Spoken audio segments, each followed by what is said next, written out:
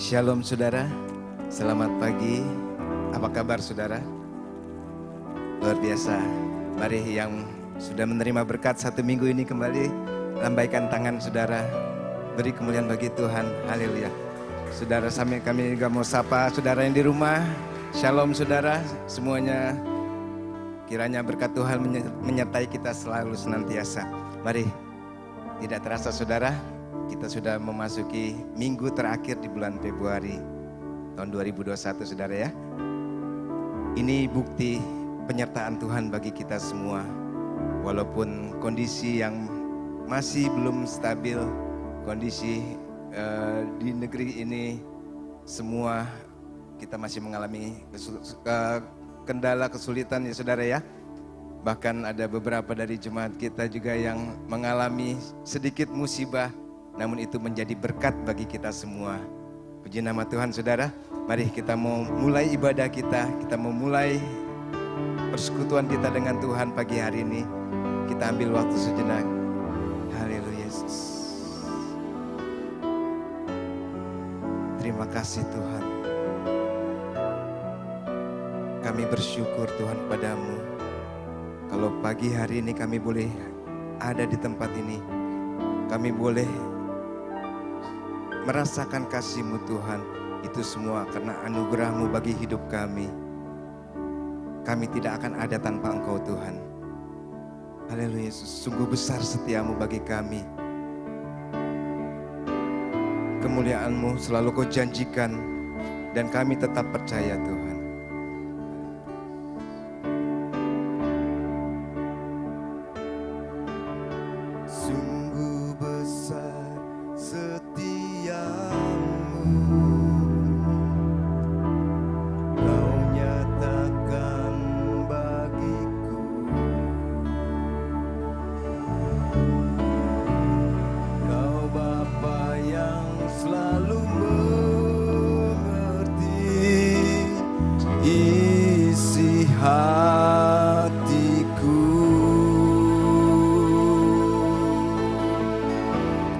Kemuliaan-Mu Kau janjikan,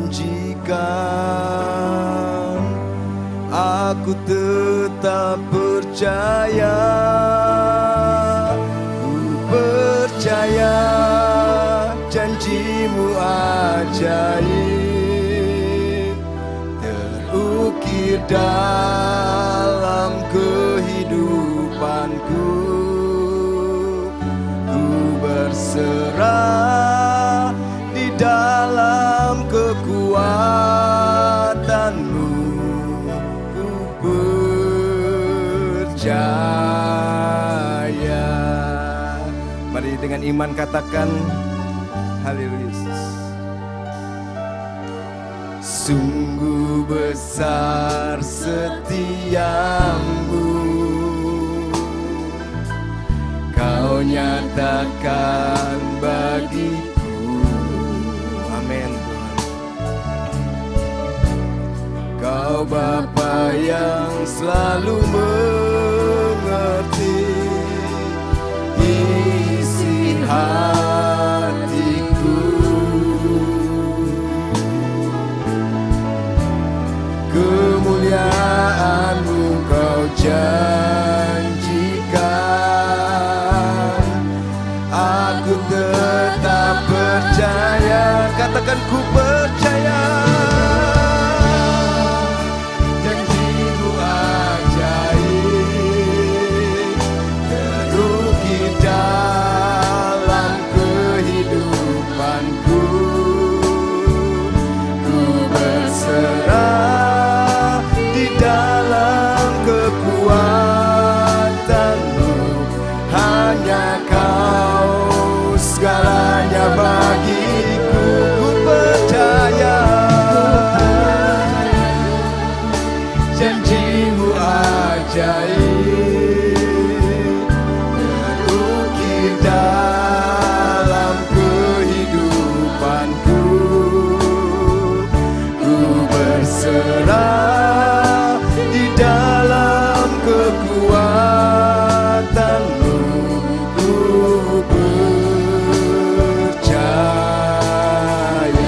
undang jemaat bangkit berdiri. Haleluya. Katakan dengan iman. Tak akan ku takut, tak akan ku gentar. Kaulah imanku, Kaulah Tuhanku. Tak akan ku ragukan kebaikan-Mu di hidupku.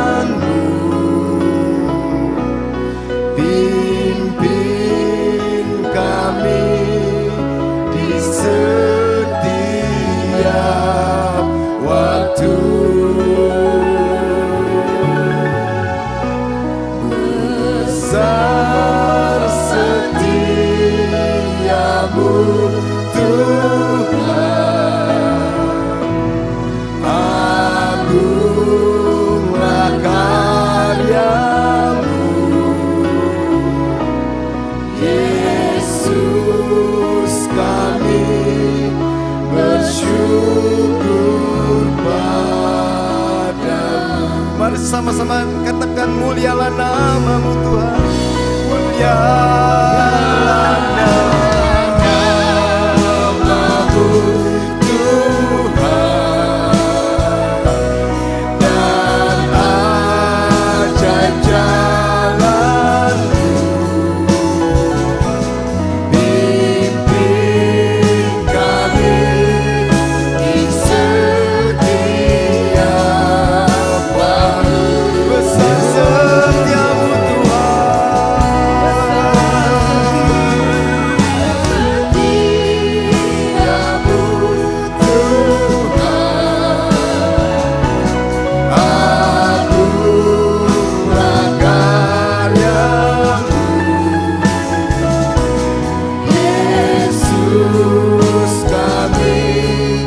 bersyukur padamu.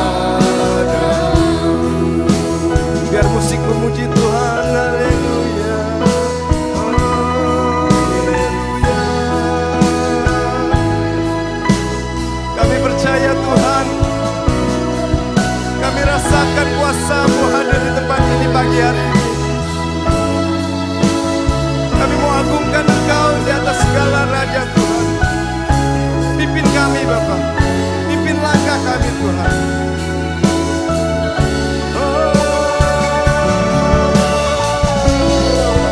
Besar setiamu Tuhan,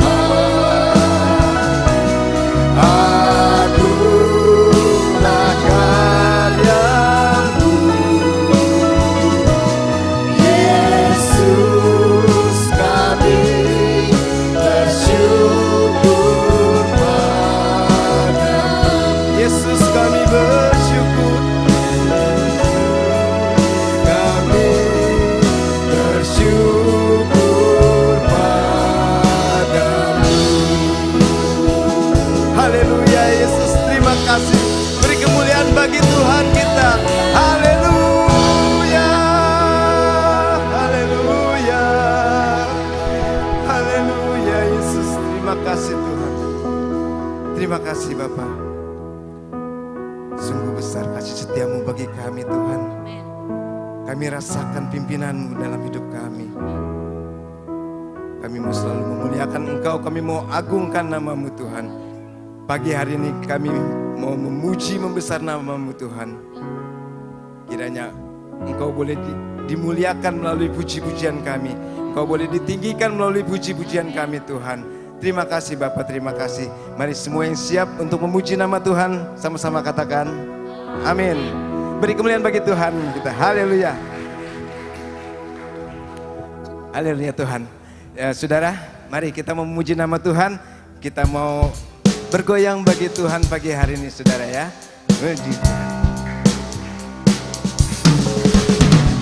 Kita mau terima berkat Tuhan pagi hari ini melalui puji-pujian. Haleluya. Yang lemah boleh dikuatkan, yang sakit boleh disembuhkan. Percaya amin Tuhan. Glory, haleluya.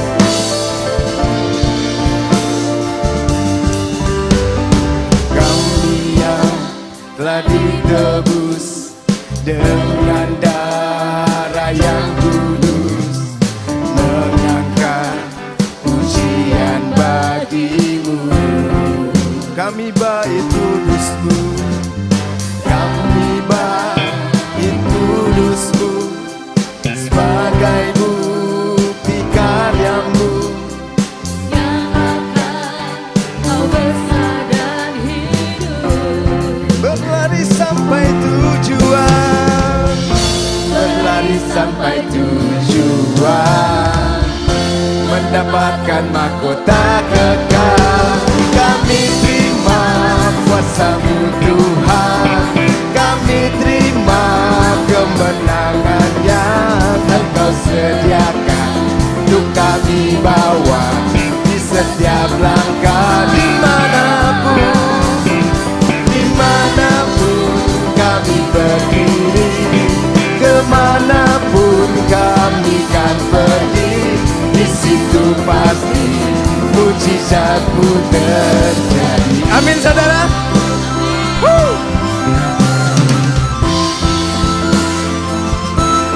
Mari dari awal kita mau katakan, kami terima berkat yang dari Tuhan. Haleluya. Kami yang telah ditebus dengan darah yang kudus, mengangkat pujian bagimu. Haleluya. Kami baik kudusmu sebagai bukti karyamu, nyatakan kau besar dan hidup. Yuk kita berlari bagi Tuhan. Berlari sampai tujuan, mendapatkan mahkota kekal. Kami terima kuasa-Mu Tuhan, kami terima kemenangan yang Engkau sediakan untuk kami bawa di setiap langkah. Dimanapun kami berdiri, kemanapun kami akan pergi, di situ pasti mujizat-Mu terjadi. Haleluya.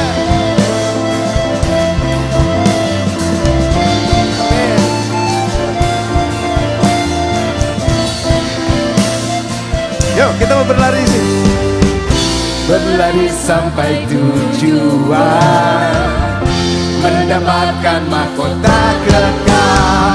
Kami terima kuasa-Mu Tuhan, kami terima kemenangan yang Engkau sediakan untuk kami bawa di setiap langkah. Kemanapun, dimanapun kami berdiri, kemanapun kami akan pergi, di situ pasti mujizat-Mu terjadi.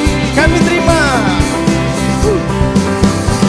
Kami terima kuasa-Mu Tuhan, kami terima kemenangan yang Engkau sediakan untuk kami bawa di setiap langkah. Dimanapun, dimanapun kami berdiri, kemanapun kami akan pergi, di situ pasti mujizat-Mu terjadi.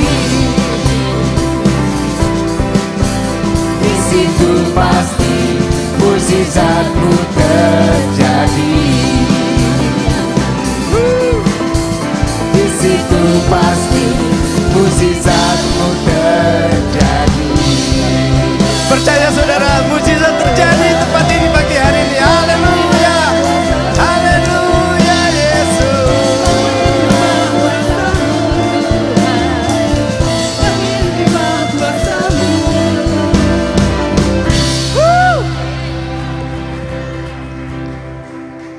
Percaya saudara, rasakan mujizat Tuhan terjadi pagi hari ini. Amin. Mari kita sambung pujian, kita mau berregi ria bersama Tuhan. Kita mau nyanyikan irama regi bagi Tuhan. Haleluya. Kita mau bergoyang bagi Tuhan. Jangan ada yang malu saudara. Bergoyang bagi Tuhan. Glory Tuhan. Ku angkat suara hatiku, memuji nama-Mu, Yesus penolongku. Ku angkat segala syukurku buat kebaikan-Mu, sambil bernyanyi gembira, iringi irama reggae, bergoyang dengan musik reggae. Reggae, reggae, reggae bagi Tuhanku. Diiringi irama reggae,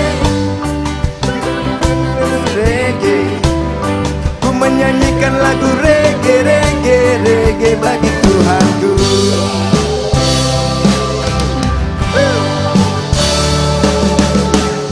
Ku angkat suara hatiku, memuji nama-Mu, Yesus penolongku. Ku angkat segala syukurku buat kebaikanmu, sambil bernyanyi gembira, diiringi irama reggae, bergoyang dengan musik reggae. Ku menyanyikan lagu reggae, reggae, reggae bagi Tuhanku. Diiringi irama reggae, bergoyang dengan musik reggae. Ku menyanyikan lagu reggae, reggae, reggae bagi Tuhanku. Diiringi irama reggae, bergoyang dengan musik reggae. Ku menyanyikan lagu reggae, reggae, reggae bagi Tuhanku. Diiringi irama reggae, bergoyang dengan musik reggae. Ku menyanyikan lagu reggae, reggae, reggae bagi Tuhanku.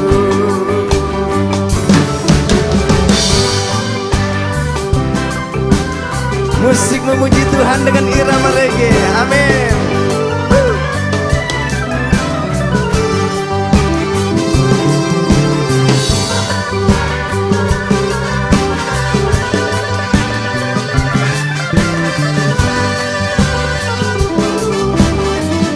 Lagi katakan, diiringi irama reggae, bergoyang dengan musik reggae.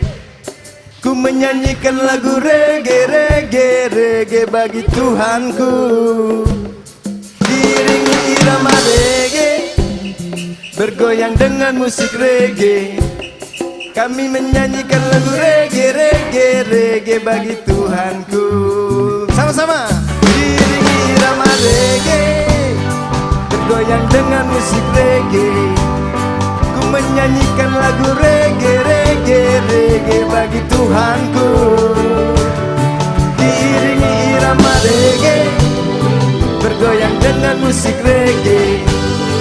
Ku menyanyikan lagu reggae, reggae, reggae bagi Tuhanku. Ku menyanyikan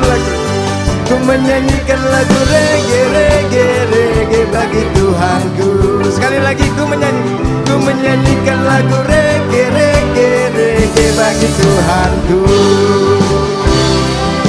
Haleluya. Puji nama Tuhan. Bagi Tuhan segala jenis musik, mau musik rock, musik disco, country, segala macam, itu boleh menyenangkan hati Tuhan. Bila kita dengan hati yang sungguh rindu untuk memuji nama Tuhan, apapun musiknya, apapun lagunya, Tuhan pasti memberkati kita. Haleluya. Mari kita mau siapkan hati kita. Sebentar kita mau datang hadirat Tuhan. Kita mau terima firman Tuhan. Kita mau terima berkat rohani kita. Kita mau minta perlindungan Tuhan, penyertaan Tuhan. Biarlah Roh Tuhan, Roh Kudus menyertai kami semua, agar firman-Mu pagi hari ini boleh berbau harum dan boleh menjadi rema bagi kami, menjadi kekuatan dalam hidup kami Tuhan. Terima kasih Tuhan.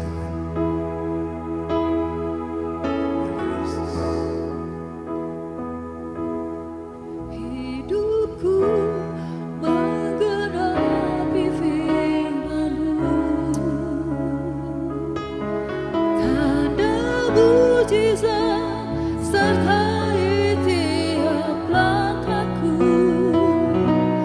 Kau bersamaku di dalamku, jadi bukti kebesaran-Mu.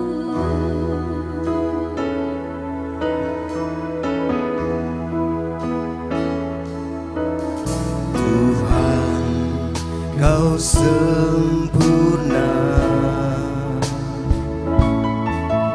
dalam rencana-Mu dan karya-Mu. Ku serahkan hidupku, murnikan dengan Roh-Mu. Dengan iman katakan pertama, Tuhan, Kau sempurna. Amin. dalam rencanamu dan karyamu, ku serahkan hidupku, murnikan dengan rohmu. Hidupku menggenapi firman-Mu. Inilah kerinduan kami Tuhan. Biarlah firman-Mu boleh kami terapkan dalam kehidupan kami. Kami boleh lakukan firman-Mu dalam hidup kami Tuhan. Bersamaku di dalamku, jadi bukti kebesaranku.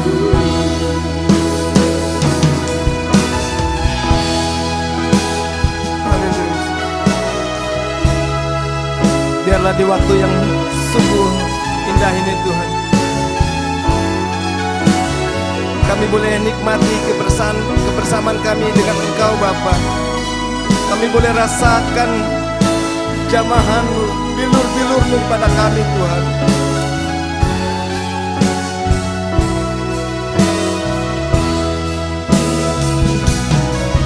Hidupku menggenapi firman-Mu, tanda mujizat sertai tiap langkahku. Kau bersamaku di dalamku, jadi bukti kebesaranku. Hidup kami menggenapi, saya undang hambanya untuk tanda mujizat sertai tiap langkahku. Kau bersamaku di dalamku, jadi bukti kebesaranmu. Bersamaku di dalamku, jadi bukti kebesaranmu.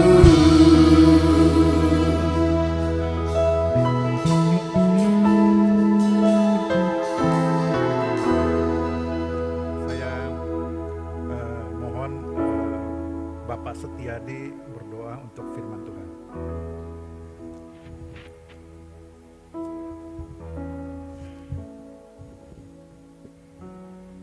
Kami bersyukur di dalam nama Putra-Mu yang tunggal ya Bapa, yang sepanjang pagi ini telah memberikan kesempatan kami untuk bersukaria memuliakan nama-Mu Tuhan. Kalau saat ini sebentar kami mau menerima firman-Mu Bapa, Engkau urapi akan hamba-Mu, supaya tiap kata yang keluar adalah keinginan dan kehendak-Mu semata ya Bapa. Supaya Tuhan kami boleh Engkau kuatkan, baik yang ada di tempat ini maupun yang ada di rumah. Dimanapun kami berada Tuhan, firman kami percaya akan tersemai dengan baik, sehingga akan tumbuh dan subur Tuhan, dan memberikan kekuatan dan yang dahsyat kepada kami Bapa. Tuhan, lindungilah akan hamba-Mu, supaya kiranya segala roh-roh yang tidak Engkau perkenani Bapa, kami mau tangking di dalam nama Tuhan Yesus Kristus ya Bapa. Biarlah Tuhan, roh hamba-Mu saja yang menyatu dengan roh Allah, sehingga firman-Mu boleh kami terima dengan baik ya Pak, dan sempurna ya Tuhan. Dalam nama Tuhan Yesus kami berdoa. Amin. Amin. Silakan duduk saudara sekalian. Shalom. Oke. Saudara-saudara yang di rumah menyaksikan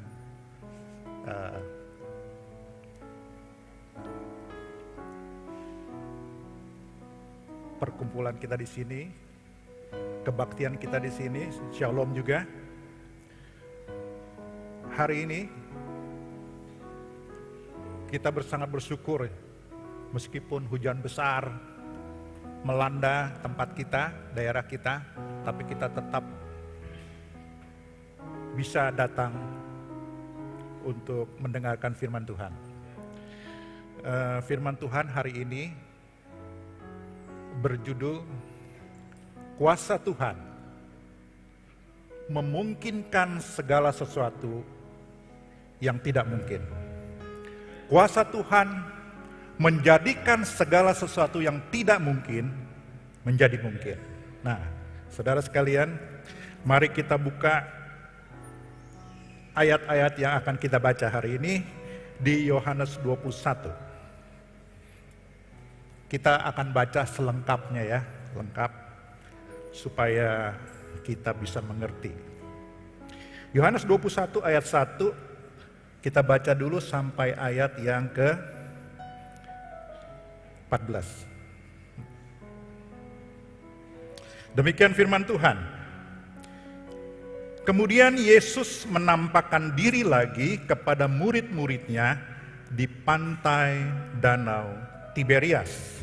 Dan ia menampakkan diri sebagai berikut. Di pantai itu berkumpul Simon Petrus, Thomas yang disebut Didimus, Nathanael dari Kana yang di Galilea, anak-anak Zebedius dan 2 orang muridnya yang lain. Kata Simon Petrus kepada mereka, "Aku pergi menangkap ikan." Kata mereka kepadanya, kami pergi juga dengan engkau." Mereka berangkat lalu naik ke perahu, tetapi malam itu mereka tidak menangkap apa-apa. Ketika hari mulai siang, Yesus berdiri di pantai, akan tetapi murid-murid itu tidak tahu bahwa itu adalah Yesus. Kata Yesus kepada mereka, "Hai anak-anak, adakah kamu mempunyai lauk pauk?" Jawab mereka, "Tidak ada." Maka kata Yesus kepada mereka, "Tebarkanlah jalamu di sebelah kanan perahu, maka akan kamu peroleh." Lalu mereka menebarkannya dan mereka tidak dapat menariknya lagi karena banyaknya ikan. Maka murid yang dikasihi Yesus itu berkata kepada Petrus, "Itu Tuhan."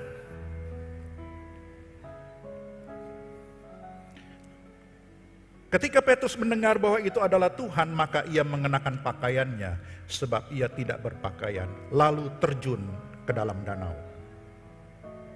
Murid-murid yang lain datang dengan perahu karena mereka tidak jauh dari darat, hanya kira-kira 200 hasta saja, dan mereka menghela jala yang penuh ikan itu. Ketika mereka tiba di darat, mereka melihat api, arang, dan di atasnya ikan dan roti. Kata Yesus kepada mereka, "Bawalah beberapa ikan yang baru kamu tangkap itu." Simon Petrus naik ke perahu lalu menghela jala itu ke darat, penuh ikan-ikan besar, 153 ekor banyaknya. Dan sungguh pun sebanyak itu jala itu tidak koyak. Kata Yesus kepada mereka, "Marilah dan sarapanlah." Tidak ada di antara murid-murid itu yang heran, yang berani bertanya kepadanya, "Siapakah engkau?" Sebab mereka tahu bahwa ia adalah Tuhan. Yesus maju ke depan mengambil roti dan memberikannya kepada mereka. Demikian juga ikan itu. Itulah ketiga kalinya Yesus menampakkan diri kepada murid-muridnya sesudah ia bangkit dari antara orang mati. Saudara, dari pembacaan firman ini ada satu pertanyaan yang bisa kita tanya. Apakah maksud atau tujuan Yesus menemui para murid di tepi pantai? Saudara, ketika Yesus mendatangi orang yang sakit selama 38 tahun di kolam Bethesda, tujuannya adalah apa? Menyembuhkan orang yang sakit tersebut, bukan? Ketika Yesus mendatangi perempuan Samaria, tujuannya adalah apa? Mempertobatkan perempuan Samaria itu, sehingga ia menjadi penginjil. Nah, dalam peristiwa ini, apa sih tujuan Tuhan mendatangi para murid di tepi pantai sesaat setelah selesai menangkap ikan tanpa hasil? Nah, untuk menjawab ini saudara, kita harus melihat lagi firman Tuhan yang tidak ditulis oleh Yohanes, tapi ditulis oleh murid Tuhan yang lain. Peristiwa yang sama, ketika Tuhan Yesus mendatangi para murid setelah mereka menangkap ikan tanpa hasil. Cuma perbedaannya, yang pertama sebelum Yesus bangkit, yang Yohanes 21 setelah Yesus bangkit. Jadi saudara, penulis, meskipun penulis kitab-kitab dalam Alkitab tidak menulis hal yang sama, tapi harus saling mendukung, tidak bertentangan. Nah, untuk menjawab maksud dan tujuan Yesus kedua kali menemui para murid di tepi pantai setelah mereka tidak menangkap ikan apa-apa, kita harus melihat apa yang ditulis oleh Lukas 5. Mari kita lihat Lukas 5. Ini peristiwa yang sama setelah para murid menangkap ikan tanpa hasil ya. Cuma mungkin berbeda pantai. Danaunya sama, Danau Galilea. Danau Galilea itu ada di utara, di bagian utara dari daerah Israel yang disebut Galilea. Makanya seluruh orang Galilea menyebut Danau Galilea. Cuma kalau orang, begini saudara, pantai itu membujur dari utara dan selatan. Dari Kapernaum di pantai baratnya, Kapernaum sampai Kineret di selatan. Melewati yang namanya daerah Genesaret, Tiberias, Kineret. Jadi orang-orang yang tinggal di daerah Genesaret menamakan pantai Genesaret dari Danau Galilea. Dan orang-orang yang tinggal di Tiberias menamakan pantai Tiberias. Ya saudara, kalau saudara lihat di map peta Alkitab, saudara akan bisa lihat. Jadi di Lukas 5 mereka menyebutnya apa? Danau Genesaret. Di Yohanes 21 Danau Tiberias. Jadi pantainya lokasinya beda. Tapi Tuhan menampakkan diri pada kegiatan yang sama ketika apa? Murid-murid selesai menangkap ikan tanpa hasil. Ya, ini Lukas 5. Pada suatu kali Yesus berdiri di pantai Danau Genesaret, sedang orang banyak mengerumuni dia hendak mendengarkan firman Allah. Ia melihat dua perahu itu di tepi pantai, nelayan-nelayannya telah turun dan sedang membasuh jala. Ia naik ke dalam salah satu perahu itu, yaitu perahu Simon, dan menyuruh dia supaya menolakkan perahunya sedikit jauh dari pantai. Lalu ia duduk dan mengajar orang banyak dari atas perahu. Setelah selesai berbicara, ia berkata kepada Simon, bertolaklah ke tempat yang dalam dan tebarkanlah jalamu untuk menangkap ikan.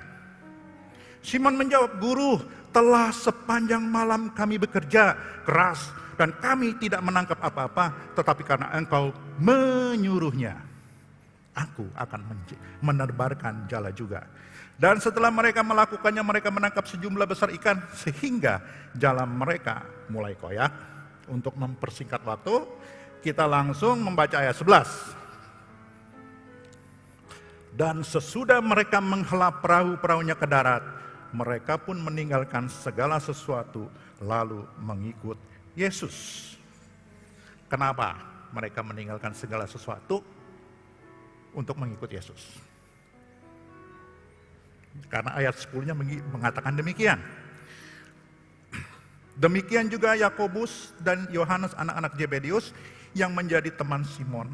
Kata Yesus kepada Simon, jangan takut, mulai dari sekarang engkau akan menjala manusia. Jadi saudara, tujuan dari Tuhan mendatangi para murid di Lukas 5 adalah apa? Menjadikan para murid penjala manusia. Merubah dari penjala ikan menjadi penjala manusia. Itu tujuannya, tujuan utamanya. Nah sekarang tujuan Yesus di Yohanes 21 itu apa? Kalau kita bandingkan dengan Lukas 5 ini. Pada peristiwa yang hampir sama. Apakah sama? Saudara lihat, kita baca ayatnya ketiga, Yohanes 21 ayat 3. Kata Simon Petrus kepada mereka, aku pergi menangkap ikan. Jadi apa? Setelah kebangkitan Kristus, mereka kembali kepada pekerjaan lamanya. Waktu Yesus melayani di dunia, mereka dikatakan apa? Harus menjadi penjala manusia. Mereka menginjil bersama-sama dengan Kristus. Tetapi setelah peristiwa kematian Kristus dan kebangkitannya, mereka balik lagi menjadi penjala ikan. Jadi tujuan Yesus apa? Mengingatkan, mencegah para murid kembali kepada pekerjaan lamanya. Ya. Nah, saudara, itu tujuan Yesus yang pertama. Ya. Mencegah para murid untuk menjadi penjala ikan lagi. Kenapa sih? Kenapa Petrus dan teman-temannya balik lagi?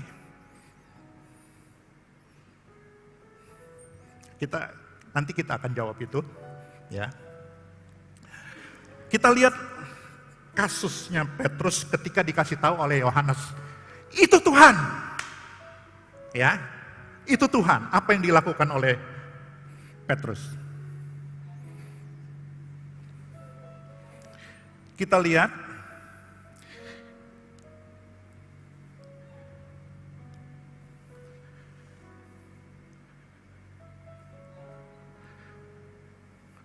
di ayat yang ke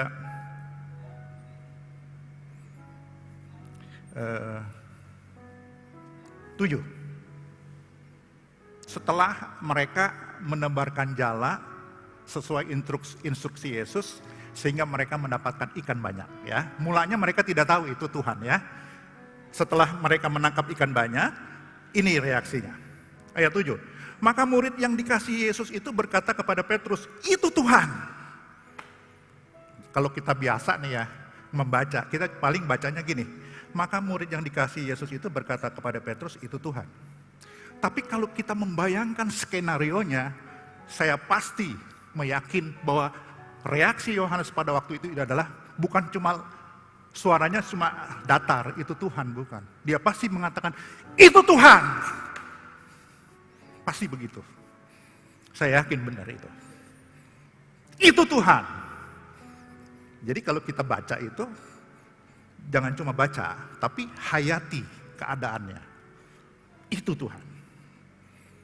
Ketika Petrus mendengar bahwa itu adalah Tuhan, maka ia mengenakan pakaiannya sebab ia tidak berpakaian lalu terjun ke dalam danau. Maksud Petrus setelah dikasih tahu itu Tuhan, memakai pakaiannya dan terjun ke danau, itu menuju ke siapa? Hah? Mendatangi Yesus. Di Lukas 1, di Lukas 5, ketika dia menangkap ikan begitu banyak setelah tidak berhasil, reaksi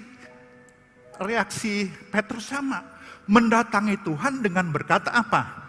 Tuhan, pergilah daripadaku karena aku orang berdosa. Betul nggak reaksinya seperti itu? Ya. Nah sekarang saya mau tanya, memang Yohanes tidak mencatat tujuan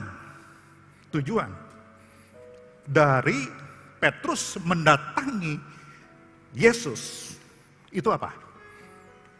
Apakah sama mau mengatakan, Tuhan, aku orang berdosa, pergilah daripada kami. Apakah seperti itu? Di sini Yohanes tidak menjelaskan apa-apa. Saya membayangkannya seperti ini, Tuhan. Seperti ini. Ketika Yohanes terjun ke danau, mendekati Yesus, dia seperti orang yang salah tingkah.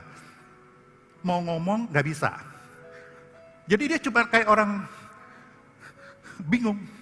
Ada sesuatu yang dia mau katakan, tapi dia tidak bisa. Dia kayak seperti orang salah tingkah. Kenapa salah tingkah? Kenapa salah tingkah? Karena, nah untuk menjawab ini kita juga perlu tulisan lain dari murid Yesus yang tidak ditulis oleh Yohanes. Saudara, saya mau mengatakan begini. Pada peristiwa ini, Petrus melakukan kesalahan kedua kali setelah penyangkalan. Kesalahan yang tercatat dalam Alkitab, Petrus menyangkal Yesus 3 kali, betul? Dan kesalahan yang kedua terjadi pada peristiwa ini. Apa itu kesalahannya? Mari kita lihat. Mari kita lihat. Di dalam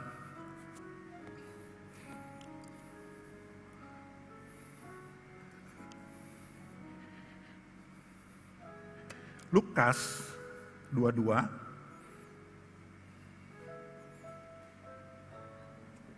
ya, ini gambarannya.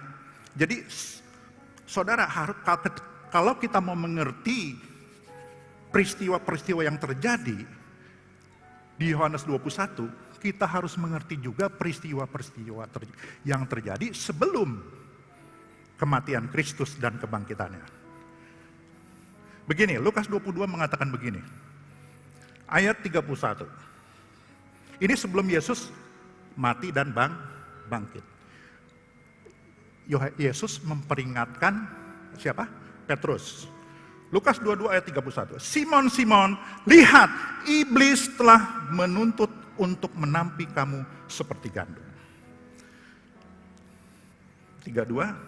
Tetapi aku, Yesus, telah berdoa untuk engkau supaya imanmu jangan gugur. Dan engkau, jikalau engkau sudah insyaf, kuatkanlah saudara-saudaramu.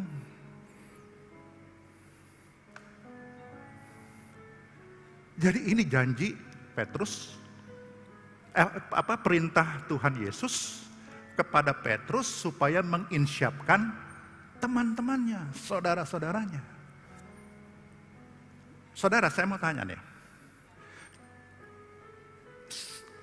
Setelah kebangkitan Yesus, Petrus sudah insyaf belum? Pertama dia menyangkali Yesus 3 kali. Ya, ketika engkau akan menyangkali aku 3 kali. Dan Petrus tidak percaya, betul kan? Bahkan dia mengatakan begini, aku bahkan kalau perlu masuk penjara dan mati bersamamu, aku akan kulakukan. Kira-kira seperti itu. Jadi Petrus tidak percaya bahwa dirinya akan menyangkali Yesus. Nah, setelah kebangkitan Yesus, Petrus sudah insyaf. Insyaf akan apa? Segala perkataan Tuhan Yesus adalah benar. Tidak bisa disangkal. Jadi pada peristiwa Lukas 5, Tuhan Yesus benar-benar mengatakan kamu akan menjadi penjala manusia.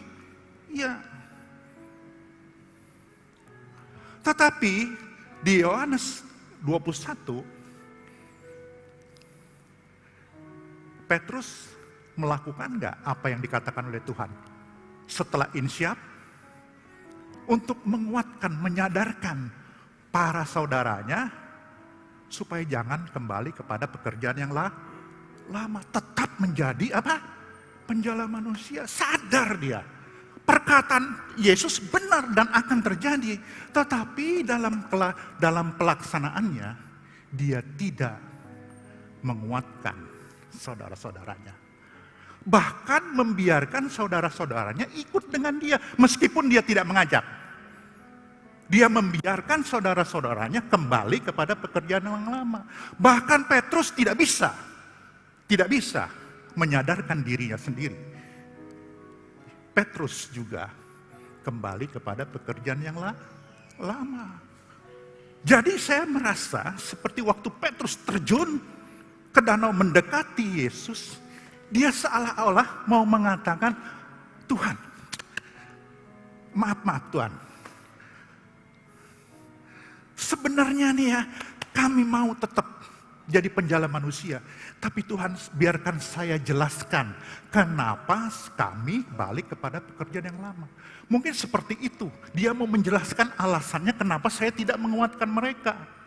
Bahkan menguatkan diri saya sendiri. Mungkin itu yang ada di pikirannya. Sehingga apa? Ketika dia mendekati Yesus, dia tidak bisa mengatakan apa-apa. Karena dia sudah berdosa kedua kalinya. Melakukan kesalahan yang kedua kali. Dia tidak seperti peristiwa di Lukas 5 dengan gagah mengatakan, pergilah dari kami sebab kami orang berdosa. Kenapa? Kenapa Petrus tidak bisa mengatakan apa-apa? Karena di pikirannya, apakah Tuhan mempercayai apa yang akan kukatakan? Aku ini seorang penyangkal Kristus. Aku ini sudah berbohong, tidak mengenal Yesus. Apakah Yesus mau percaya kepada penjelasanku? Aku sudah melakukan kesalahan yang kedua kali. Apakah Yesus mau menerima dan percaya akan penjelasanku yang telah dua kali melakukan kesalahan? Jadi dia seperti orang salah tingkah lah. Gimana sih kalau orang yang pernah salah sama kita, deketin kita mau, salah tingkah. Itu yang saya lihat. Peristiwa itu yang saya lihat di Yohanes 21. Dia salah tingkah. Tidak bisa menjelaskan kenapa dia membiarkan saudara-saudaranya, bahkan dirinya sendiri kembali kepada pekerjaan lamanya. Saudara, kita balik lagi ke Yohanes 21 tadi. Nah, saudara, ketika pada saat Petrus mau mengatakannya itu, Tuhan sudah bilang apa? Adakah lauk pauk? Bawa kemari ikan-ikan yang sudah kau tangkap. Jadi, tidak ada kesempatan lagi. Petrus tidak punya waktu lagi untuk menjelaskan alasan kenapa mereka kembali kepada pekerjaan yang lama. Jadi tujuan Tuhan mencegah para murid kembali kepada pekerjaan lamanya.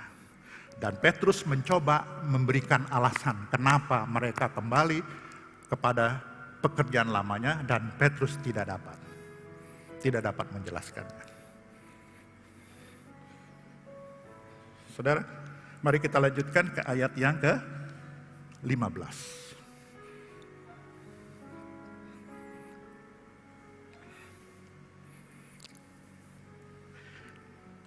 Sesudah sarapan, ya, jadi peristiwa ini beruntun ya.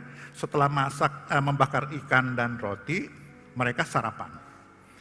Sesudah sarapan, Yesus berkata kepada Simon Petrus,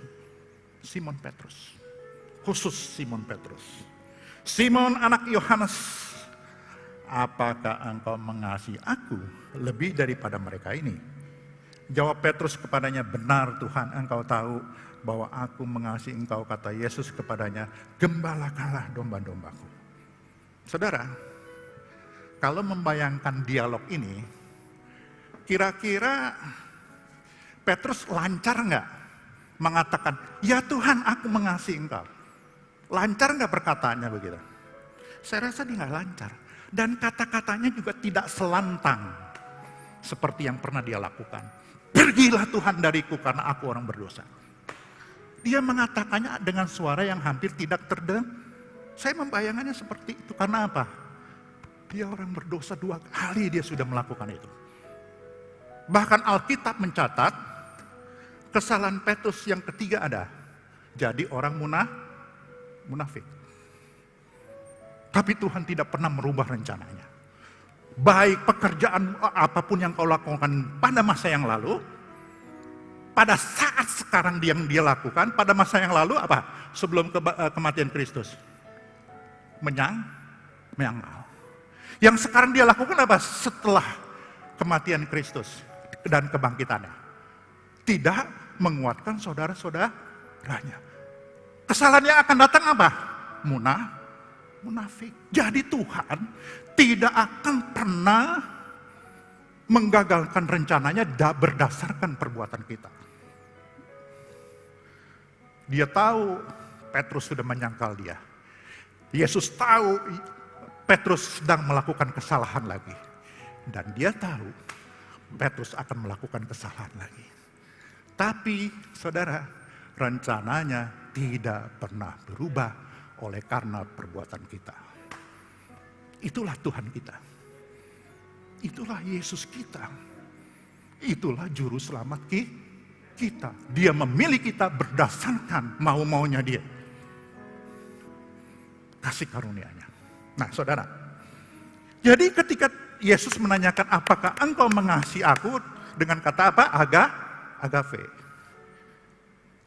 Petrus membalasnya dengan Pileo. Petrus, apakah kamu agape aku? Petrus bilang, aku Pileo engkau. Jadi seperti begini, agape itu adalah kasih yang merelakan nyawanya untuk orang lain. Betul? Itulah kasih Tuhan kepada kita, merelakan nyawanya untuk kita. Dengan kata lain, Yesus mengatakan begini, Petrus, apakah engkau mengasihi aku seperti aku mengasihi engkau? Petrus bilang, Tuhan, aku hanya bisa mengasihi engkau seperti aku mengasihi sesamaku. Pileo itu kasih terhadap umat manusia. Tuhan, aku tidak bisa mengasihi engkau seperti engkau mengasihi aku. Aku hanya bisa mengasihi engkau seperti aku mengasihi sesamaku. Itu kira-kira jawabannya. 2 kali seperti itu. Semakin ditanya, semakin lemah suaranya. Semakin ditanya, semakin lemah kedengarannya. Tapi dia jujur di sini. Karena apa? Dulu dia berani mengatakan agape. Kenapa? Dia berani mati untuk Yesus. Meskipun tidak pernah terjadi. Karena penyangkalannya. Dia gagah mengatakannya. Aku Tuhan bersedia mati untuk engkau. Bahkan di penjara dan mati untuk engkau. Gagah. Di sini dia tidak bisa. Aku fileoamu saja Tuhan. Aku mengasihi dengan kasihku terhadap sesamaku. Ketiga kalinya, Yesus menggunakan kata phileo dalam bahasa aslinya. Petrus, apakah engkau mengasihi aku? Apakah engkau mengasihi aku seperti engkau mengasihi sesamamu? Tuhan menurunkan derajatnya. Petrus mengatakan, ya Tuhan, aku mengasihi engkau seperti aku mengasihi sesamaku. Sambil menangis.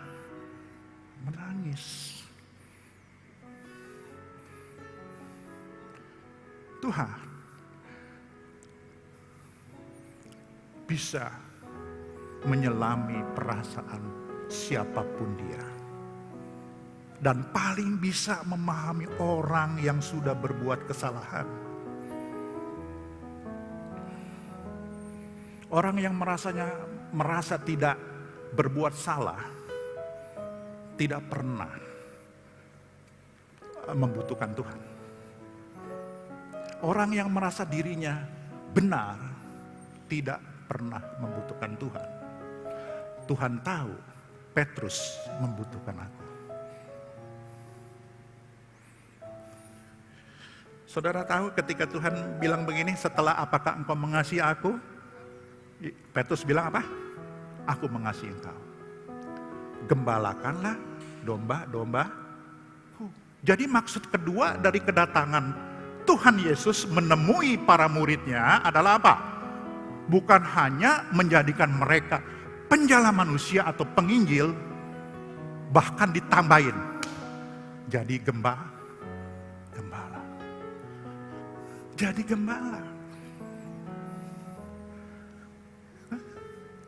Kalau manusia udah ngelihat kesalahan orang, jabatan yang sudah dipercaya diambil, tidak pernah ditambahin.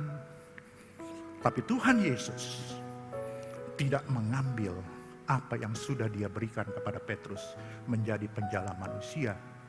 Bahkan menambahi tugasnya menjadi gembala manusia.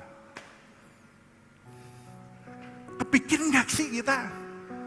Karakter Tuhan tuh seperti itu. Sifat Tuhan tuh seperti itu. Kita orang yang berdosa. Tidak menghukum, tidak menghakimi. Kita kadang-kadang ketika kita berbuat kesalahan, aduh Tuhan gak berkenan nih sama gua nih. Aku sudah melakukan kesalahan ini dan itu. Aduh, udah dah, gua gak bakal bisa lagi dipakai. Saudara, firman Tuhan mengatakan Tuhan tidak marah.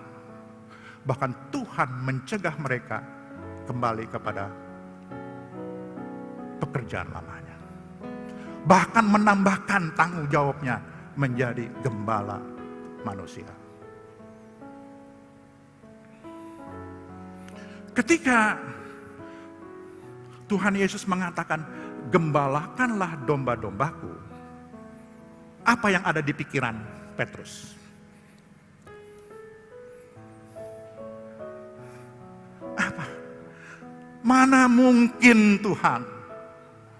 Mana mungkin aku bisa menjadi gembala manusia, menjadi penjala manusia pun aku gagal.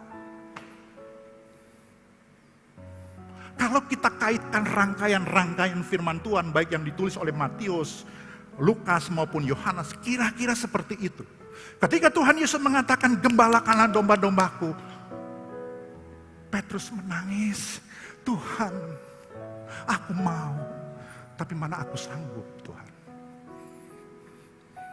Mana aku mampu Tuhan. Tidak mungkin aku menjadi gembala manusia. Menjadi penjala manusia pun aku sudah gagal. Tidak mungkin Tuhan.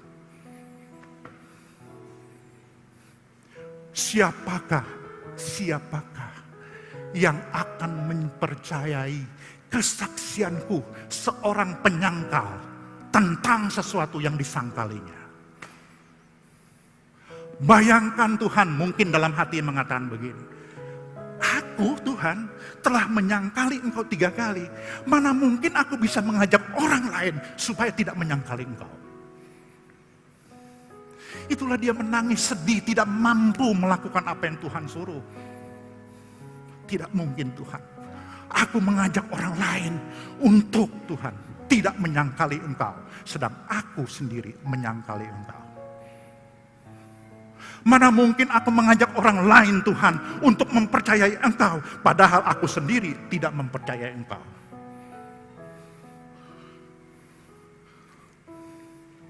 Mana mungkin Tuhan, aku mengajak orang untuk menerima engkau sebagai juru selamat, sedangkan aku sendiri lari daripadamu.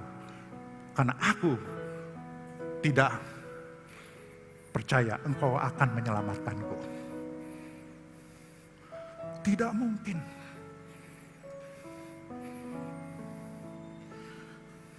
Dalam peristiwa ini, Tuhan kira-kira tahu nggak apa yang ada di pikiran Petrus? Tahu, dia maha tahu. Keluhan-keluhannya, ketidakberdayaannya, kesalahan-kesalahannya, bahkan kasihnya pun Petrus kepada dia, Tuhan tahu, hanya sebatas mengasihi sesamanya. Tuhan tahu. Tapi dalam peristiwa di Yohanes 21 ini, Tuhan belum memberikan solusi kepada sesuatu yang tidak mungkin menjadi mungkin. Lalu solusinya ada di mana? Solusinya ada di mana? kita perlu baca Lukas. Inilah hal-hal yang akan memungkinkan Petrus menjadi penjala manusia sekaligus menjadi gembala manusia.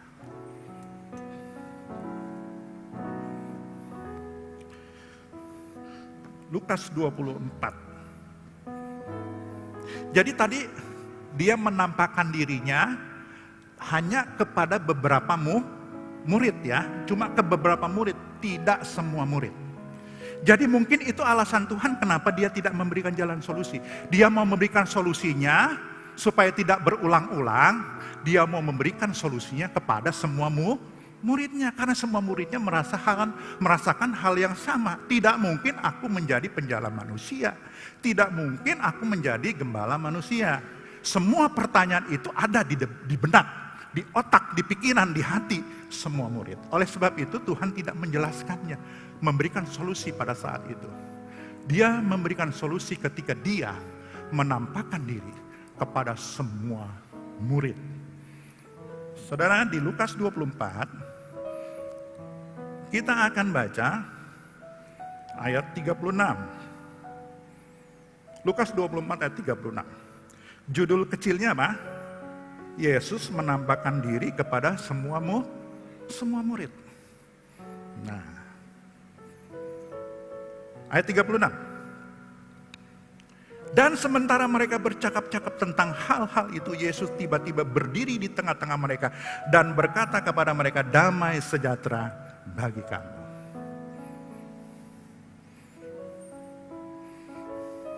Damai sejahtera bagi kamu, orang-orang yang pernah menyangkal aku. Orang-orang yang pernah meninggalkan aku sendirian. Orang-orang yang sudah kembali kepada pekerjaan lamanya. Damai sejahtera, bukan kutukan, bukan hukuman, bukan caci maki, bukan mengatakan udah gua bilang, enggak. Damai sejahtera. Jadi saudara, apapun yang kesalahan yang kita lakukan, enggak perlu menjauh dari Tuhan. Tuhan tahu kita sebagai manusia tidak mungkin lepas dari berbuat kesalahan, tapi Tuhan tetap mengasihi kita. Jangan takut, mendekat senantiasa kepada Tuhan. Mereka terkejut dan takut. Reaksinya manusiawi, terkejut dan takut. Kenapa dia takut? Iya, aku ini udah menyangkal mereka dia. Aku ini sudah berbuat kesalahan. Masih juga dia mau mencari kita. Terkejut dan takut. Dan menyangka bahwa mereka melihat hantu. Akan tetapi ia berkata kepada mereka, mengapa kamu terkejut dan apa sebabnya timbul keraguan di dalam hati kamu? Lihatlah tanganku dan kakiku. Aku sendirilah ini Yesus. Rabalah aku dan lihatlah, karena hantu tidak ada daging dan tulangnya seperti yang kamu lihat ada padaku. Saudara, saya bayangkan Tuhan tuh gak marah-marah ngomongnya. Dia dengan lemah lembut mengatakan, lihat tanganku, lihat kakiku, aku inilah Yesusmu. 40. Sambil berkata demikian, ia memperlihatkan tangan dan kakinya kepada mereka. Dan ketika mereka belum percaya karena girangnya dan masih heran, berkatalah ia kepada mereka, adakah padamu makanan di sini? Saudara, kalau orang marah nih ya, misalnya saya marah sama Pak Tamba, terus Pak Tamba ngasih saya makan, kira-kira saya makan gak makanan yang disediakan oleh Tamba? Kalau saya lagi marah, gak mungkin saya makan. Karena begitu saya makan, menyurutkan kemarahan saya. Saya gak mungkin makan kepada orang yang saya mau marahi. Gak mungkin. Tapi Tuhan bukannya, sebelum ditawarkan Tuhan malah minta, adakah makanan padamu? Itu membuktikan bahwa Tuhan itu gak marah. Gak marah dia. Adakah makanan padamu? Lalu mereka memberikan kepadanya sepotong ikan goreng. Ia mengambilnya dan memakannya di depan mata mereka. Nah, itu adalah tanda bahwa Tuhan tidak marah. Mau memakan apa yang disediakan orang lain. Ya. Kemudian ayat 44 berkata begini. Maka ia berkata kepada mereka, inilah perkataanku. Inilah perkataanku. Inilah firmanku. Yang telah kukatakan kepadamu. Telah berarti para murid telah mendengar. Betul nggak? Telah mendengar. Yesus datang lagi mengatakan ini. Kukatakan kepadamu ketika aku masih bersama-sama dengan kamu. Yakni bahwa harus digenapi semua yang ada tertulis tentang aku dalam kitab Taurat, Musa, dan kitab Nabi-Nabi, dan kitab Mazmur. Jadi saudara, kitab Taurat, kitab Nabi-Nabi, kitab Mazmur menuliskan tentang apa? Tuhan Yesus. Bukan hanya sekedar hukum. Nah, hukum itu bagian kecil daripada yang dituliskan di kitab Taurat maupun kitab para nabi maupun kitab Mazmur. Semuanya menuju kepada Yesus. Jadi kalau ada pengkhotbah yang membawakan khotbah bukan tentang Yesus, itu dia bukan memberitakan Injil. Dia bisa memberitakan motivasi, dia bisa memberitakan tentang penghiburan, tapi dia tidak bercerita tentang Yesus. Jadi saudara, seluruh kitab perjanjian lama fokusnya kepada Yesus. Coba hukum Taurat. Kita lihat Matius 22.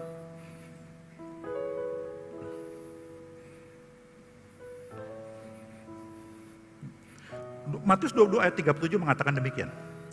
Jawab Yesus kepadanya, kasihilah Tuhan Allahmu dengan segenap hatimu dan dengan segenap jiwamu dan dengan segenap akal budimu. Itulah hukum yang pertama dan yang pertama.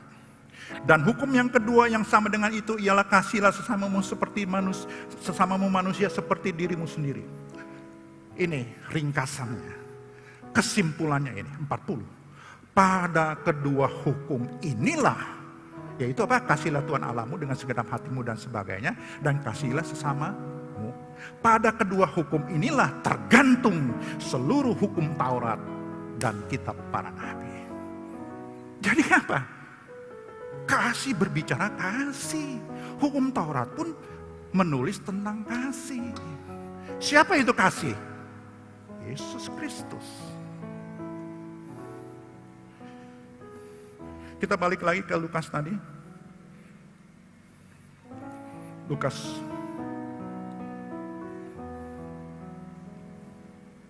Tadi kita Lukas berapa ya? Oke, Lukas 24 ayat 44 ya. Ya. Jadi Taurat Musa, kitab para nabi dan kitab Mazmur menulis tentang Kristus. Ya. Contohnya imamat lah. Ada korban ini, korban itu. Ada pesta ini, pesta itu. Itu semua adalah gambaran daripada Kristus. Kristus adalah apa? Korban bakaran kita. Kristus itu apa? Korban api-apian kita. Korban penebus dosa kita. Ada 5 korban di dalam imamat. Semuanya melambangkan Kristus. Dialah korban itu. Ya. Nah, ayat 45. Lalu ia membuka pikiran mereka sehingga mereka mengerti kitab suci. Apa yang dimaksud dengan kitab suci? Seluruh kitab dari Taurat, Nabi, dan Mazmur yang menulis tentang Yesus. Jadi kalau dia mengerti tentang kitab suci, dia pasti mengerti tentang Yesus. Lalu ia membuka pikiran mereka sehingga mereka mengerti kitab suci yang menulis tentang Yesus. Itu yang harus kita kabarkan. Itu yang harus kita saksikan. Yesus. Bukan apa yang harus aku lakukan untuk Tuhan, bukan. Itu timbulnya kesombongan.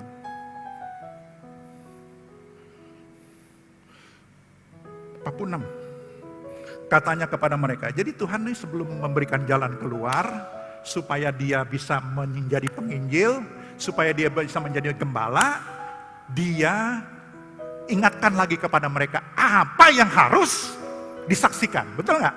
Apa yang harus diberitakan. Apa yang harus diberitahu kepada dunia, yaitu Kristus, aku katanya. Ya. 46. Katanya kepada mereka, ada tertulis demikian, Mesias harus menderita dan bangkit dari antara orang mati pada hari yang ketiga. Dan 47, dan lagi dalam namanya berita tentang pertobatan dan pengampunan dosa harus disampaikan kepada segala bangsa mulai dari Yerusalem. Jadi apa? Yang harus kita beritakan, yang harus kita saksikan dari Yerusalem sampai ke ujung bumi adalah apa? Bahwa Mesias harus menderita dan bangkit daripada orang mati. Itu yang harus diberitakan. Kematian Kristus dan kebangkitannya.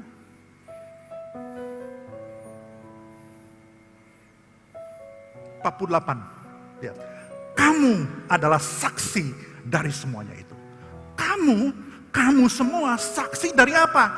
Dari yang dikatakan oleh Yesus. Tentang apa yang ditulis dalam kitab Mazmur, kitab para nabi, dan kitab Taurat. Kamu saksi semuanya itu. Itu yang harus kita beritakan. Bukan yang lain. Ini solusinya. 49. Jadi, yang harus kamu beritakan itu, yaitu tentang aku. Mungkin para murid mengatakan tidak mungkin Tuhan. Masih mengatakan tidak mungkin. Karena aku ini pembohong. Karena aku ini penyangkal. Karena aku ini meninggalkan engkau. Enggak mungkin Tuhan. Tuhan memberikan solusi begini. Dan aku akan mengirim kepadamu apa yang dijanjikan Bapakku. Apa yang dijanjikan Bapakku? Roh Kudus. Tetapi kamu harus tinggal di dalam kota ini. Sebelum Roh Kudus kukirim kepadamu, kamu harus tinggal di kota ini. Jangan kemana-mana dulu. Itu kira-kira. Jangan kemana-mana dulu.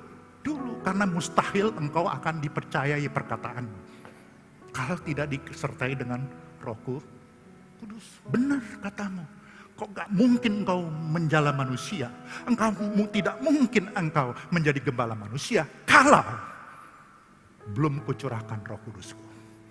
Itu kira-kira seperti ini. Dan aku akan mengirim kepadamu apa yang dijanjikan Bapakku. Untuk menghilangkan keraguan-raguanmu. Untuk menghilangkan segala sesuatu yang tidak mungkin menjadi mungkin. Tetapi kamu harus tinggal di dalam kota ini sampai kamu diperlengkapi dengan kekuasaan dari tempat tinggi. Solusinya ini. Pencurahan Roh Kudus. Jangan berbuat sesuatu sebelum Roh Kudus kucurahkan atas engkau. Karena itu mustahil. Engkau akan melakukan apa yang kuperintahkan kepadamu. Mencari jiwa maupun menggembalakan manusia. Jangan lakukan itu sebelum kucurahkan Roh Kudusku. Kisah Para Rasul ditulis oleh penulis yang sama dari Lukas ya. Mari kita buka Lukas. Kisah Para Rasul 1. Untuk memperjelas ini.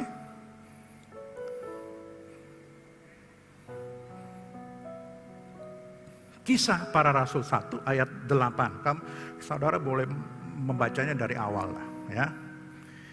Tetapi kamu akan menerima kuasa kalau apa? Roh Kudus turun ke atas kamu. Ini yang harus ditunggu dulu, ditungguin. Kalau kamu menerima Roh Kudus, kalau Roh Kudus turun ke atas kamu akan menerima kuasa. Hal-hal yang tidak mungkin, yang kau pikirkan tidak mungkin, menjadi mungkin. Tunggu Roh Kudus. Tunggu Roh Kudus. Kalau kamu menerima Roh Kudus, kamu akan menerima kuasa. Kalau Roh Kudus turun ke atas kamu, dan kamu apa? akan menjadi saksiku di Yerusalem dan di seluruh Yudea dan Samaria dan sampai ke ujung bumi. Blah, Petrus, begitu ya Tuhan ya? Iya begitu ya. Mulai terbuka hatinya. Mulai dia mau mempercayai perkataan Tuhan. Oh ya begitu ya. Kalau Roh Kudus turun atas kami, maka kami bisa menjadi saksi ya Tuhan. Mungkin dalam hatinya seperti itu.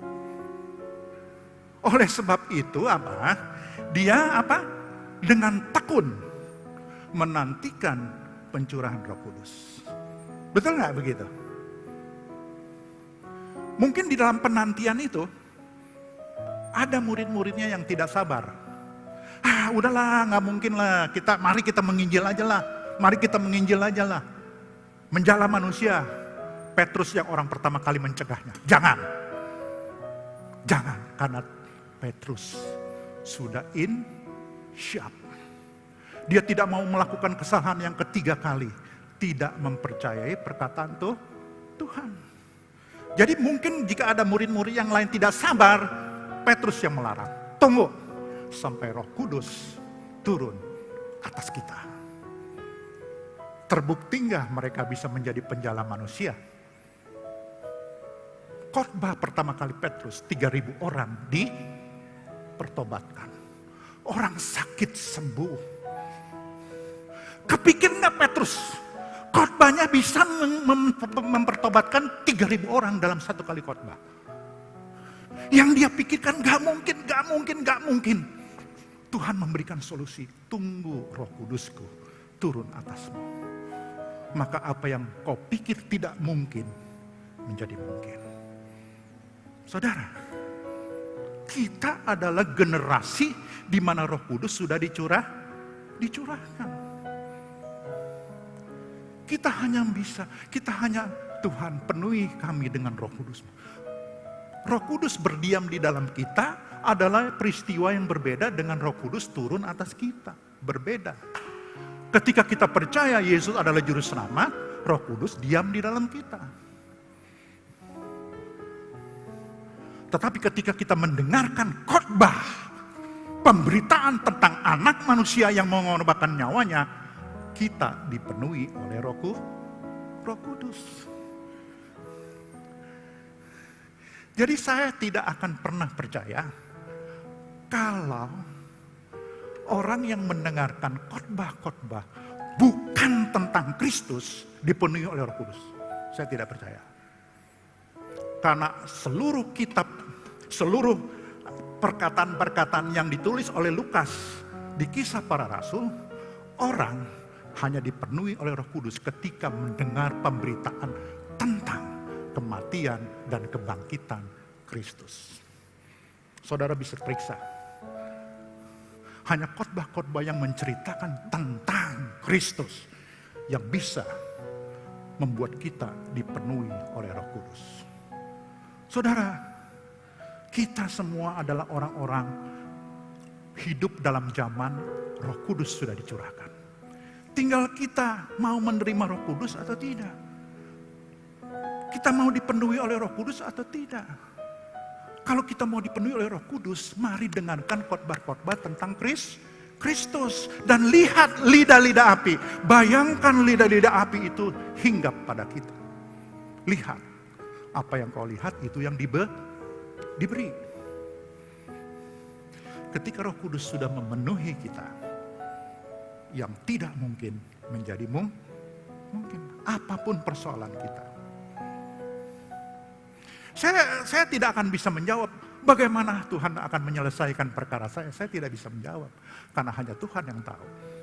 Kalau saya bisa menjawab, saya Tuhan.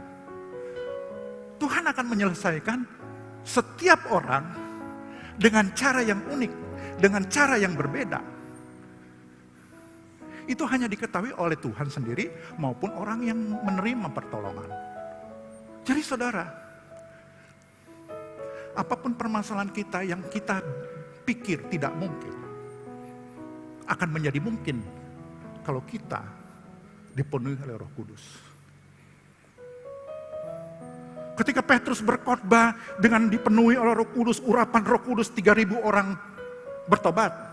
Orang-orang yang sakit dibawa kepadanya disembuhkan.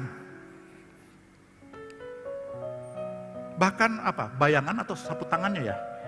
Bayangannya bisa menyembuhkan. Kalau sapu tangan itu Paulus ya. Sapu tangan Paulus bisa menyembuhkan. Kenapa? Mereka adalah orang-orang yang sudah menerima kuasa. Ketika Roh Kudus dicurahkan, bukan hanya kita bisa berbahasa roh, bukan kita hanya bisa bernubuat, melihat penglihatan dan lain sebagainya, tapi kita juga bisa mempertobatkan dan bisa menyembuhkan orang. Jadi saudara, kalau saudara tahu dan sadar bahwa kita sudah dipenuhi Roh Kudus, kita bisa berdoa untuk diri kita sendiri. Kalau kita sakit apa, kita berdoa untuk diri kita sendiri. Dalam nama Yesus, dengan kuasa Roh Kudus, aku tengking, aku perintahkan pergi penyakit ini, terjun ke laut, dan akan menjadi sembuh.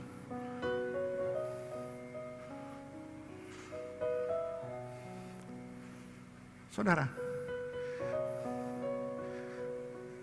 itulah Tuhan sudah memperlengkapi kita dengan kuasa. Kita harus mempraktekkannya. Saya tidak percaya bahwa Alkitab itu cuma janji-janji manis. Tidak, saya tidak percaya itu. Banyak orang mengatakan, Alkitab itu berisi janji-janji manis. Orang yang mengatakan demikian karena mereka tidak pernah mengalami kasih Yesus. Tidak pernah mengalami apa yang namanya kuasa Tuhan. Mereka selalu mencemooh, mana tuh katanya. Aku masih begini-begini aja. Tidak ada perubahan di dalam setiap persoalanku, tapi dia tidak sadar. Dia bisa hidup. Tetapi dia tidak sadar, dia bisa melewati hari-harinya yang penuh dengan persoalan. Apapun permasalahan kita, baik di dalam pekerjaan kita, pengangguran, pekerjaan kita yang dianggap kecil, bersama dengan Kristus ada kuasa. Bersama dengan Roh Kudus ada kuasa. Jadi saudara, syukurilah aja, syukur aja. Kalau kita pun cuma sebagai pedagang sayur di pasar, kita harus percaya, kita harus melihat bahwa apa yang kita lakukan diberkati Tuhan. Kadang-kadang orang tuh mikir, aduh kerjaan gue tuh cuma tukang sayur, aduh gimana mungkin bisa aku memenuhi kebutuhan keluargaku. Saudara, orang yang sudah meragukan tidak akan pernah menerima janji Tuhan. Yakobus mengatakan demikian, kalau minta jangan ragu-ragu, baru kamu diberi. Aduh pekerjaanku hanya tukang ojek, bagaimana mungkin aku bisa menyekolahkan anakku. Saudara, janda miskin yang punya utang banyak, ditagih oleh debt collector, dia datang kepada Elisa atau Elisa kalau nggak salah ya.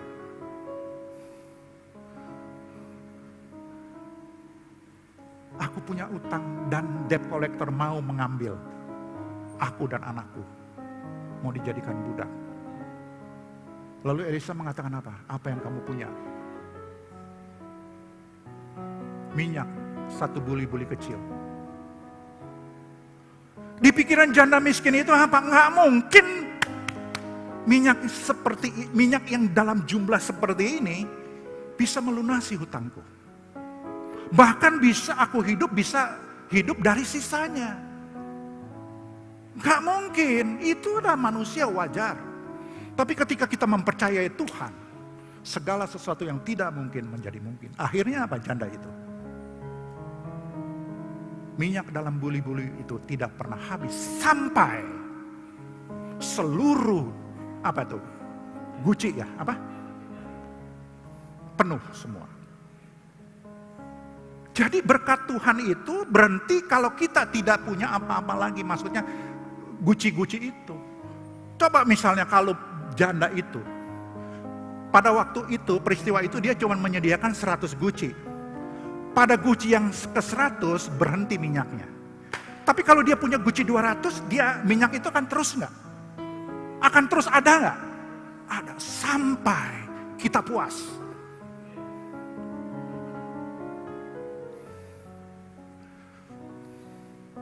Saudara,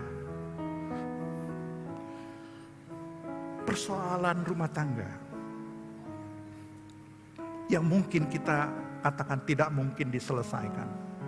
Anak-anak yang bandel, apapun masalah kita, sakit penyakit apapun yang diderita oleh keluarga kita.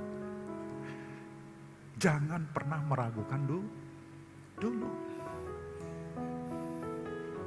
Lebih baik kita berdoa untuk menerima kuasa Roh Kudus. Ketika kita menerima kuasa Roh Kudus, segala yang tidak mungkin menjadi mungkin. Seperti Petrus dan murid-murid yang lain. Tidak mungkin aku menjadi penjala manusia, apalagi sebagai gembala manusia. Tapi Tuhan berkata lain, bersama aku, bersama kuasaku, apa yang tidak mungkin menjadi mungkin. Amin. Mari saudara kita berdoa untuk firman Tuhan.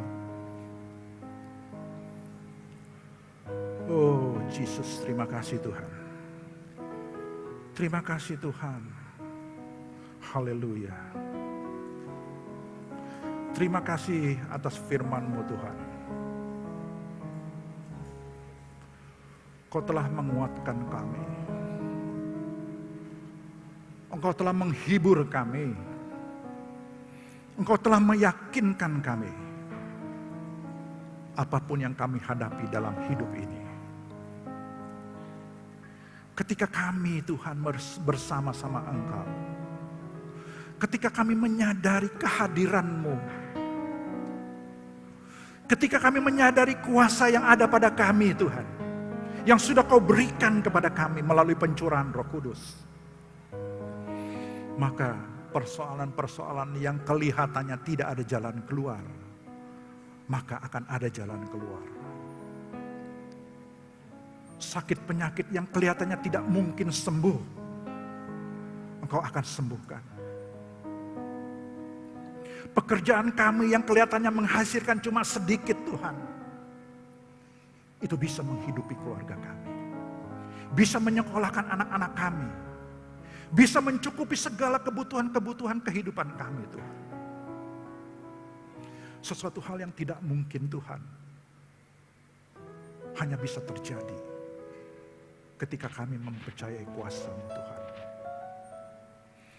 Kami mau menerima kuasa-Mu. Kami mau dipenuhi oleh Roh Kudus-Mu Tuhan.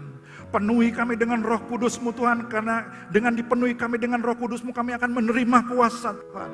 Dengan menerima kuasa daripada-Mu Tuhan, maka kami akan bisa menjalani kehidupan ini dengan damai sejahtera. Terima kasih Tuhan, Engkau tidak memandang kesalahan kami. Engkau tidak memandang kesalahan kami yang telah kami lakukan, maupun yang sedang kami lakukan, maupun yang akan kami lakukan Tuhan. Engkau tidak merubah rencana-Mu Tuhan dalam hidup kami. Seperti Engkau tidak merubah rencana-Mu bagi Petrus dan teman-temannya untuk menjadikan mereka penjala dan gembala manusia. Tidak peduli apa yang mereka lakukan yang dulu, sekarang maupun yang akan datang. Engkau tetap menggenapi janji-Mu. Terima kasih Tuhan, kami mempunyai Tuhan seperti Engkau. Yang memilih kami, yang menyelamatkan kami, yang melindungi kami, yang memberkati kami tanpa melihat apa yang kami lakukan. Tapi oleh karena kasih karunia-Mu Tuhan, kami boleh Tuhan ada sebagaimana kami ada. Oleh karena kasih karunia-Mu Tuhan, kami boleh melewati hari-hari kehidupan kami dengan selamat sampai hari ini. Dan kami diberkati dengan firman-Mu. Biarlah hidup kami Tuhan menggambarkan Tuhan firman-Mu. Biarlah hidup kami sehingga menjadi kesaksian hidup bagi orang-orang yang belum mempercayai Engkau Tuhan. Terima kasih Tuhan. Kami serahkan Tuhan kehidupan, serahkan semua orang yang kami hadapi ini ke dalam tangan-Mu. Kami percaya Engkau akan berkarya. Engkau akan berkarya. Terpujilah Engkau kekal sampai selama-lamanya. Dalam nama Tuhan Yesus kami berdoa. Amin. Saya serahkan.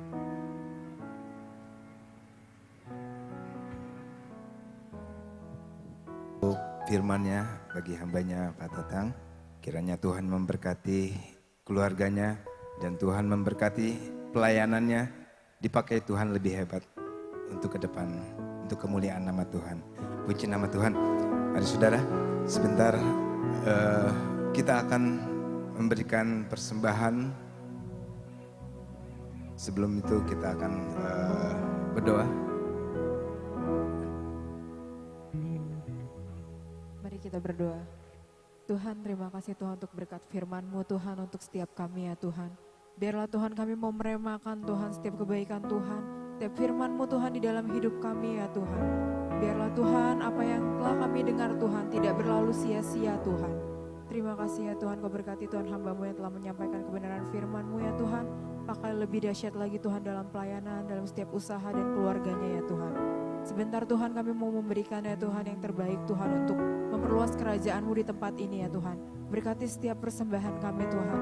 Berkati juga ya Tuhan setiap usaha pekerjaan jemaat-Mu di tempat ini ya Tuhan. Biarlah Tuhan apa yang kami beri Tuhan, itu adalah yang terbaik ya Tuhan. Seperti saat ini, sekarang ini, banyak sekali masalah di luar sana. Banyak sekali yang kita alami di luar sana saudara ya. Saya ingin mengajak saudara untuk selalu hidup di dalam Tuhan. Tidak mengikuti kekuatan sendiri saudara ya.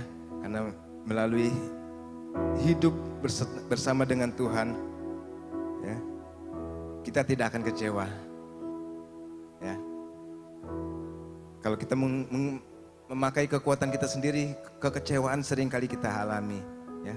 Sedangkan kita hidup mengikuti jalannya Tuhan saja, kadang-kala kita masih kadang-kadang masih merasakan sesuatu kekecewaan saudara ya. Namun bila bersama Tuhan kita selalu dikuatkan ya.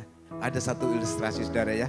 Jadi saya ingin memberikan ilustrasi tentang payung saudara ya. Sebuah payung itu tidak bisa menghentikan hujan ya. Namun sebuah payung bisa menahan derasnya hujan pada kita saudara ya. Demikian juga seperti halnya doa saudara. Doa tidak bisa membuat kita untuk luput dari masalah.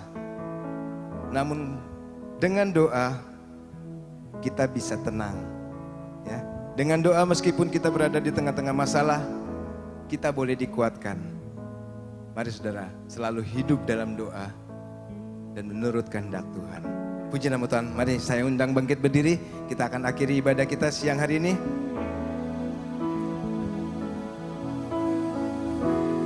Kemurahan-Mu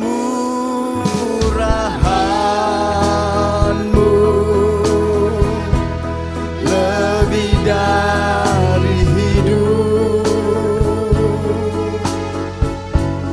Kemurahan-Mu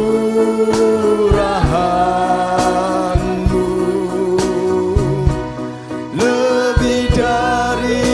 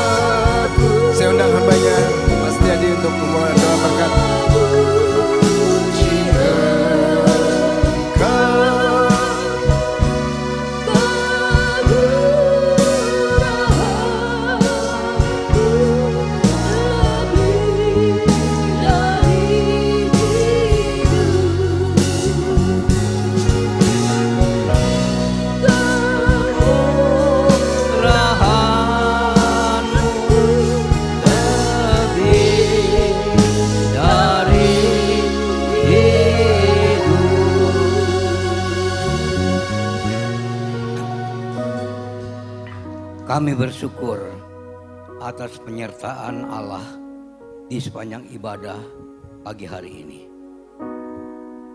Allah yang telah memakai para pelayan dan jemaah, baik yang hadir langsung maupun yang mengikuti ibadah ini secara online. Kuasa Allah telah menjamah yang sakit, yang punya masalah ataupun keberatan hidup. Sebelum kita menutup ibadah ini, mari dengan iman kita mengangkat kedua tangan kita untuk menerima berkat dari Allah Bapa, Allah Anak, dan Allah Roh Kudus. Kiranya Allah mengasihani kita dan memberkati kita. Kiranya Ia menyinari kita dengan wajahnya.